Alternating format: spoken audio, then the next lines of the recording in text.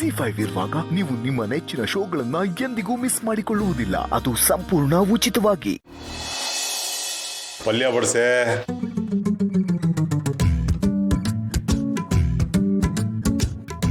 ರೀ, ನನ್ನ ಮೇಲೆ ಆಣೆ ಮಾಡಿದ್ರಲ್ಲ, ನೀವು ಸುಳ್ಳು ಹೇಳಿಲ್ಲ ತಾನೆ? ನಿನ್ ಗಂಡನ ಮೇಲೆ ನಂಬಿಕೆ ಇಲ್ವೇನು ನಿನಗೆ? ನಿನ್ನ ಮೇಲೆ ಆಣೆ ಮಾಡಿ ಹೇಳಿದ ವಿಚಾರ ನಿನ್ನ ಆಣೆಗೂ ಸತ್ಯ, ಸುಳ್ಳಲ್ಲ. ಅದಕ್ಕೂ ಆಣೆ ಮಾಡಬೇಕಾ? ನೀವು ಸುಳ್ಳನ್ನ ಸತ್ಯ ಅಂತ ಆಣೆ ಮಾಡ್ತಿರೋ ಅಥವಾ ಸತ್ಯನ ಸುಳ್ಳು ಅಂತ ಆಣೆ ಮಾಡ್ತಿರೋ ನನಗೊಂದು ಗೊತ್ತಾಗ್ತಿಲ್ಲ. ನಿನ್ನ ಗಂಡ ಒಬ್ಬನಿಗೆ ಬಡಿಸಿದ್ರೆ ಹೇಗಮ್ಮ? ನಾವು ಕಾಯ್ತಾ ಇದ್ದೀವಿ, ನಮಗೂ ಬಡಿಸು. ಮನೆ ಓನರು ಬಡ್ಸೆ ಪಾಪ, ಯಾಕೆ ಹಂಗೆ ಮಾಡ್ತೀಯಾ?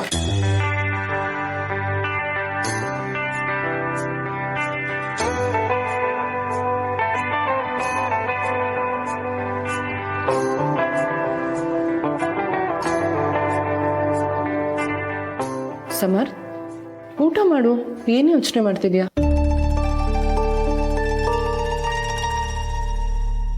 ದಂಡ್ಪಿಂಡ, ಯಾಕೋ ಆಕಾಶನೇ ತಲೆ ಮೇಲೆ ಬಿದ್ದ ಹಾಗೆ ಯೋಚನೆ ಮಾಡ್ತಾ ಕೂತಿದ್ಯಾ? ಊಟ ಸೇರ್ತಾ ಇಲ್ವಾ? ತಾತ, ಮನೇಲಿ ನಡೀಬಾರ್ದು ಏನೇನೋ ನಡೀತಾ ಇದೆ.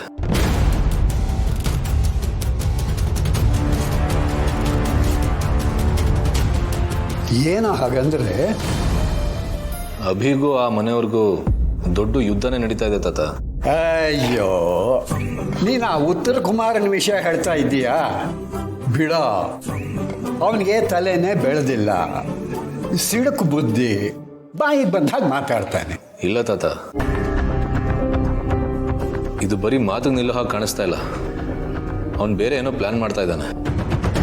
ಅವನದು ಹುಡುಗ ಬುದ್ಧಿನೇ ಇರ್ಬೋದು, ಆದರೆ ಮನೇಲಿ ಅವನಿಗೆ ಅಂತ ಕೆಲವೊಂದು ಜವಾಬ್ದಾರಿಗಳನ್ನ ಕೊಟ್ಟಿದ್ದಾರೆ. ಕಂಪ್ನಿ ಆಫೀಸು ಅಂತ ಪ್ರತಿಯೊಂದು ಅವನೇ ನಡೆಸ್ತಿದ್ದವನು. ಅದೀಗ ಹೇಳದ್ನಲ್ಲ, ವಯಸ್ಸು, ಬಿಸಿ ರಕ್ತ ಹಾರಾಡ್ತಾ ಇದ್ದಾನೆ.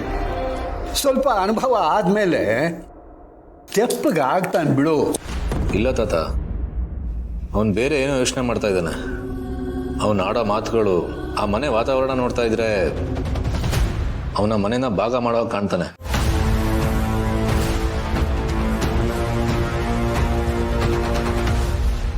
ಏನು?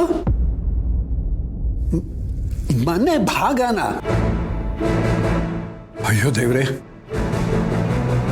ಹಾಗಾಗ್ಲೇಬಾರ್ದು. ಹಾಗೊಂದು ವೇಳೆ ಮನೆ ಏನಾದ್ರು ಭಾಗ ಆದರೆ ಅದಕ್ಕೆ ನಮ್ಮ ತುಳಸಿನ ಕಾರಣ ಅಂತ ಆಗ್ಬಿಡುತ್ತೆ ಕಣೋ. ಅವಳು ಆ ಮನೆಗೆ ಹೋದ್ಮೇಲೆ ಹೀಗೆಲ್ಲ ಆಗಿದ್ದು. ಆ ಮನೆಗೆ ಹೋಗಿ ಮನೆಯೇ ಒಡೆದ್ಬಿಟ್ಲು ಅಂತ ಮಾತು ಕೇಳಬೇಕಾಗುತ್ತೆ ಕಣೋ.